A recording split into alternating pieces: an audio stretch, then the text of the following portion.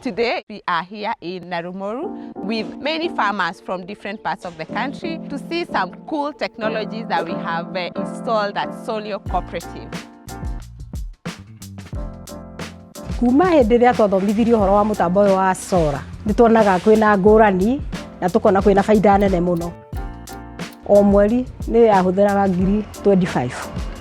No ũmũthĩ tũhũthagĩra ngiri 1. Kwa majina ni Asia Yahya, natoka Isiolo from DREEM Cooperative. Tulikuja kuona ni tofauti gani ama ni vifaa gani watu wanatumia hapa yenye hatuna Isiolo. Kama vile portable solar, tunaweza pump naye maji, tunaikunja vizuri na tunarudi naye nyumbani. Farmers are really excited to adopt these technologies, and some of the people that can make that happen are county government, financial institutions and vendors who are all here today. Turoria andu a wendi mwega ati ithuĩ tũrĩ ta thirikari ya county tũrĩ ready kũruta wĩra nao roll program ĩno marehete gũkũ kũrĩ society iria ingĩ nyingĩ cirĩ thĩinĩ wa county ya Laikipia nĩguo program ĩno ĩkorwo ĩkĩbenefit andũ aingĩ ũrĩa kwahotekeka.